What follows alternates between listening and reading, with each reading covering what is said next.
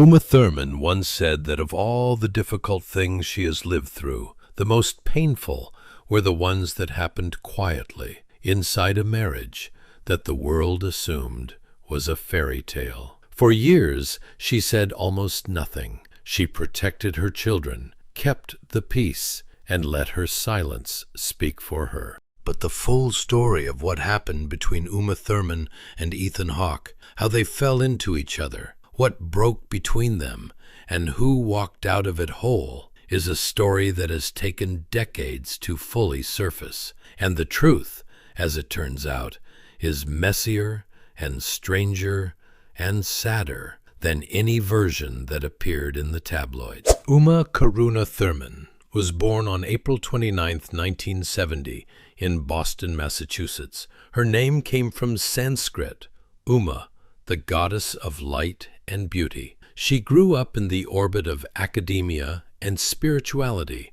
the daughter of a Buddhist scholar father and a former Swedish model mother. But something in Uma always reached towards something larger, and when she was 15, she started modeling. By the time she was 18, she was in films. Her early career moved with a speed that felt almost accidental. She appeared in Dangerous Liaisons and Henry and June, and then, in 1994, she walked into an audition, and Quentin Tarantino looked at her and decided she was the only person on Earth who could play Mia Wallace. Pulp Fiction did not simply make Uma Thurman famous, it made her iconic. The image of her lying on a hotel bathroom floor, being revived with a syringe to the chest, or walking across a dance floor in black cigarette pants with bangs that would be copied for the next 30 years. Those images entered the collective memory and stayed. She was nominated for an Academy Award for Best Supporting Actress. She was 23 years old. But before any of that settled, before she had figured out what kind of actress she wanted to be, or what kind of life she wanted to live, Uma had already been married once and divorced. Her first husband was Gary Oldman, the British actor 12 years her senior, whom she married in 1990 when she was barely 20 years old. She later called it a mistake. She was too young, she said. She did not know herself well enough to know what she needed. They divorced in 1992, and Uma moved on the way young people do, into the next chapter before the previous one had fully closed. The next chapter, as it happened, was Ethan Hawke. Ethan Green Hawke was born on November 6, 1970, in Austin, Texas. His parents divorced when he was young, and he was raised by his mother, who moved them to various places along the East Coast before eventually settling in New York. He was a boy with a restless literary intelligence, the kind of teenager who read Salinger and meant it, who discovered acting not as a dream, but as a calling. He appeared in his first film at 14, in Joe Dante's Explorers. Then, in 1989, at 18, he was in Dead Poets Society, standing in the back of a classroom, watching Robin Williams tell a group of boys to make their lives extraordinary. The film was a surprise hit, and suddenly Ethan Hawke was someone the industry was paying attention to. By the early 90s, he had become something close to the defining young male face of American independent cinema. He played Troy in Reality Bites in 1994. Slacker, dreamer, the kind of guy who quotes Nietzsche and doesn't have a job. And that performance landed on a generation the way a mirror does when you hold it up at exactly the right angle. He was also, in the same year, the wandering young romantic of Before Sunrise, walking the streets of Vienna with Julie Delpy, talking about love and death in a way that made both seem beautiful. He was 23 years old, and already people were using the word generation around his name. The meeting that would change everything for both of them happened in 1996 on the set of Gattaca, a science fiction film about genetic engineering and ambition, and what a person will do to become who they believe they are supposed to be. Ethan played a genetically inferior man who assumes another man's identity to reach his dream. Uma played the woman he falls for. The themes of the film, identity, deception, and the cost of wanting something badly enough, would turn out to be more relevant to their real lives than either of them could have imagined at the time. Their chemistry was real from the beginning. The imaginative intimacy of the work, as Ethan has since described it, was the original fuel.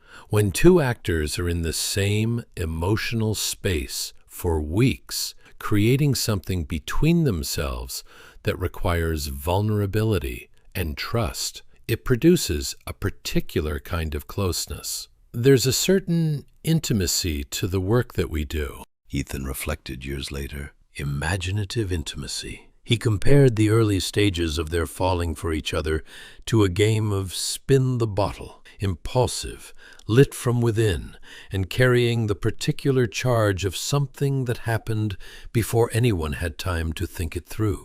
They started dating, and on May 1st, 1998, Uma Thurman and Ethan Hawke married. That same year, in July, their daughter Maya was born. The world looked at them and saw exactly what it wanted to see. Two brilliant, beautiful young actors in love, building a life together. It was the couple Hollywood needed them to be, and for a while, it felt real.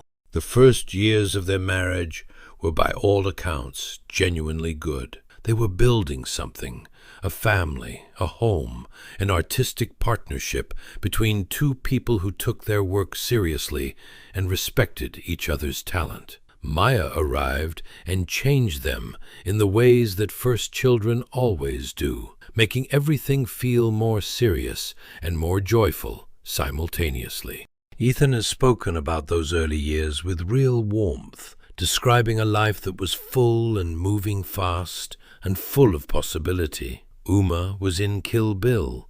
Ethan was continuing to build a body of work that felt more interesting with every project. They were together, something the industry loved to celebrate. Then the pressures began to accumulate in ways that neither of them could fully control. The fundamental problem was one that has destroyed countless Hollywood marriages before and since, but that doesn't make it any less corrosive. When two ambitious people are both in the same demanding industry, someone almost always ends up carrying more than their share of the domestic weight. And that imbalance, especially with young children in the house, has a way of poisoning everything slowly.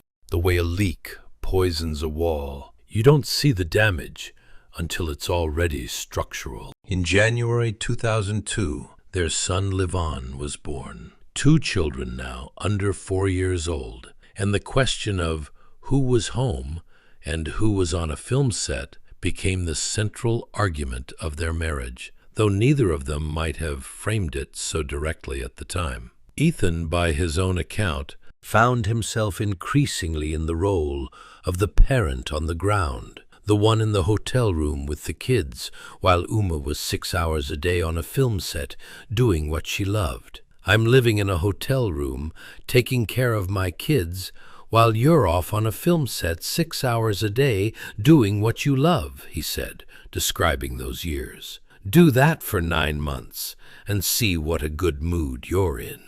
It is a telling statement, though not only in the way Ethan intended, because from Uma's side of the marriage, the dynamic looked different. She had arrived at the peak of her career, at the point every actress works toward and then fights to hold on to. And the same industry that celebrated her success had no reliable infrastructure for making that success compatible with motherhood. The choices available to women in that position, even famous, wealthy, powerful women, are rarely as simple as they appear from the outside. What both of them said publicly in the years that followed was that they believed the pressures came from multiple directions, and that no single thing broke the marriage. Uma said so clearly to Oprah Winfrey months after the divorce was finalized, sitting in that chair with the careful composure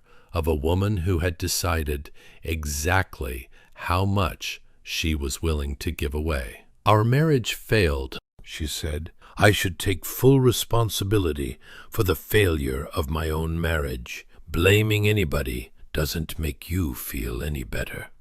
It was generous, and it was true, and it was also not the whole story." By 2003, Ryan Shaw Hughes was in the Hawke-Thurman household. She was a student at Columbia University at the time, a young, grounded woman who had come to work as a nanny for the family during a film shoot. In Ethan's telling, later offered to whoever would listen across many interviews and many years. Ryan was there briefly, went back to finish her degree, and that was that.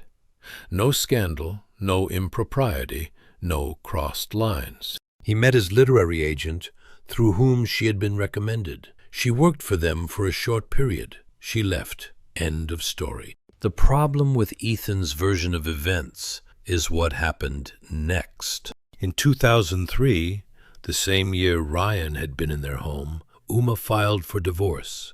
The separation was immediate, definitive, and painful. Ethan has said that his life fell apart, that he became depressed, that the world, which had seemed full of forward momentum and creative energy, suddenly looked fake and hollow. How phony a celebrity was, how phony everything is, he said. You channel your inner Holden Caulfield. It was a real collapse, and it was probably honest.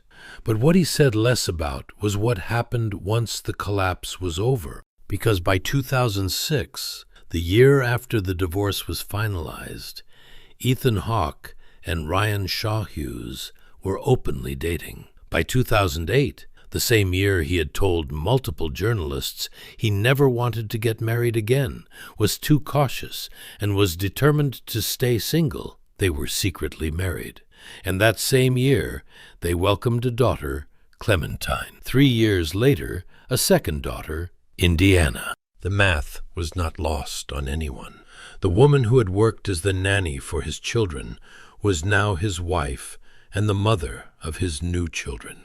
He had denied that anything inappropriate had happened while she was employed by the family. He denied it again and again, in the careful language of someone who had been trained by experience to deny it. I know people imagine some kind of Sound of Music type love affair, he said, referencing the film where a governess falls for the father of the children she cares for, apparently believing this comparison helped his case. But the truth is, by the time Ryan and I were falling in love, it had been a long while since I had employed her. Uma, for her part, said almost nothing.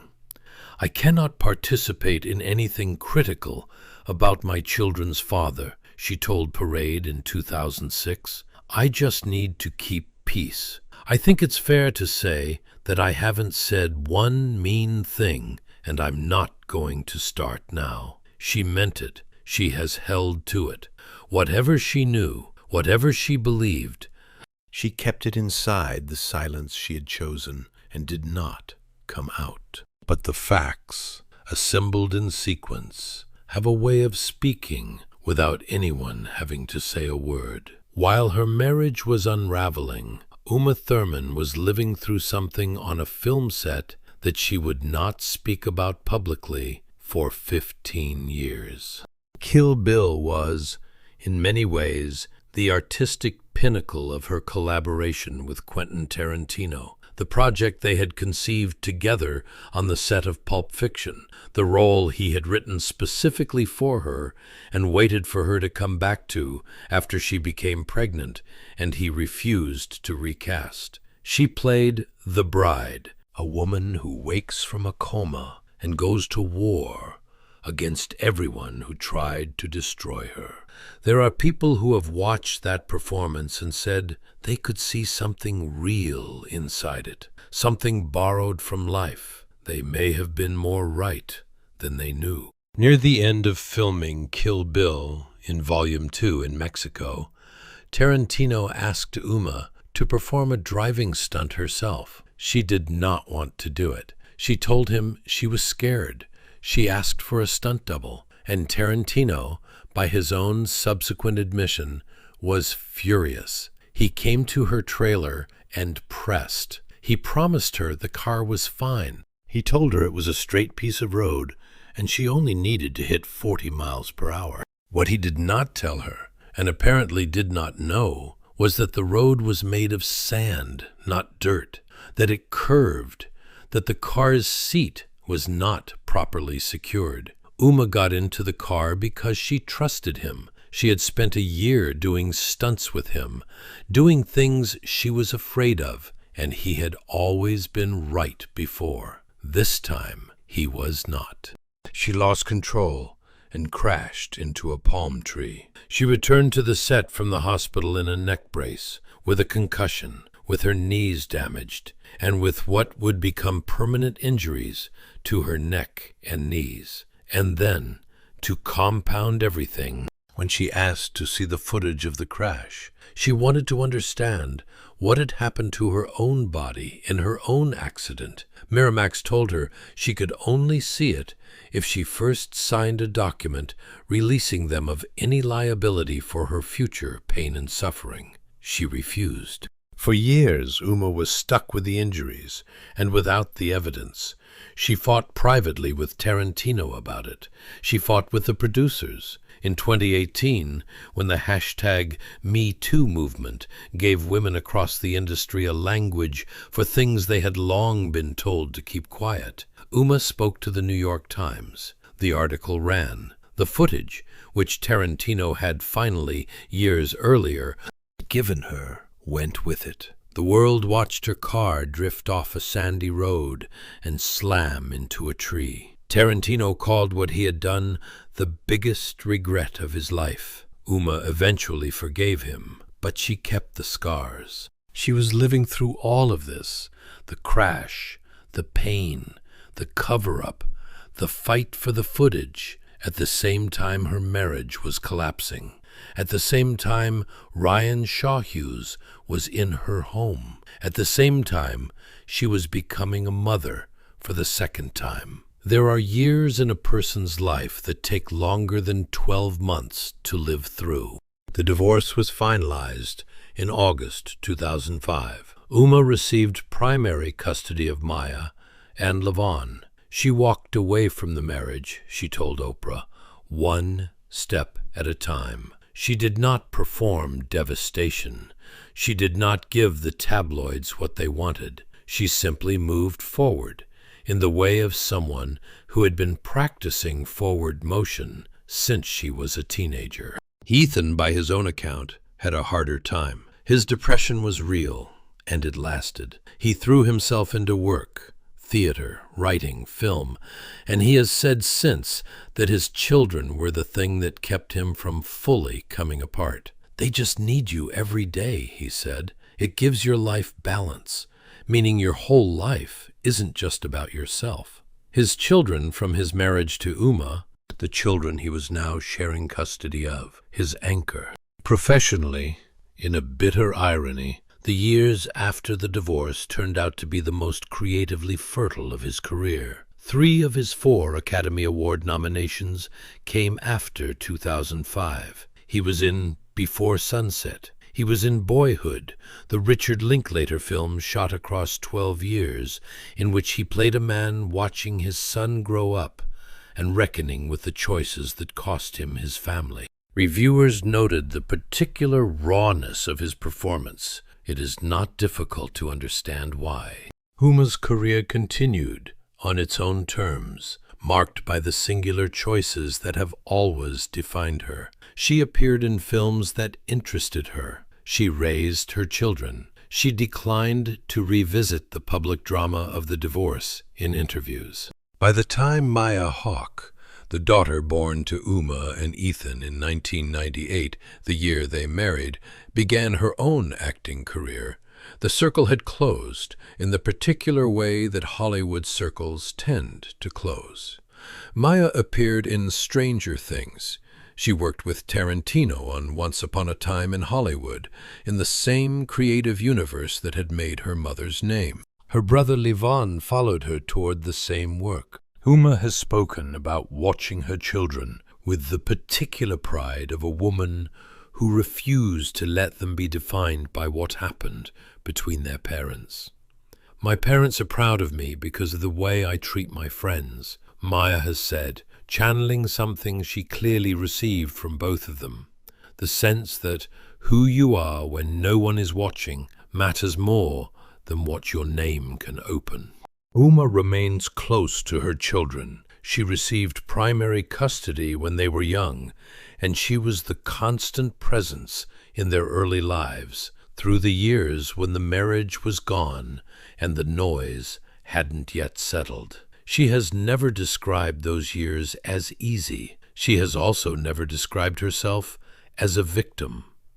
I should take full responsibility for the failure of my own marriage, she said, and she has lived by that. It is the statement of a woman who does not trade in blame, because she understands that blame is its own kind of trap. Now, in 2026, Uma Thurman is 55 years old. She appeared most recently in The Old Guard 2. She continues to work on her own terms, choosing projects that interest her rather than projects that are safe. She is not married. She was engaged for a period to Arpad Busson, a French financier, with whom she shares a daughter, Luna. That relationship ended too. She has not appeared eager to try again. She is not a woman who needed anyone to feel sorry for her. She is a woman who walked through something difficult and came out the other side, still standing, still working, still choosing. And that, in the end, may be the most Uma Thurman thing about the whole story. What do you think about what really happened between Uma and Ethan? Let us know in the comments below. Don't forget to like the video and subscribe, and we will see you in the next one.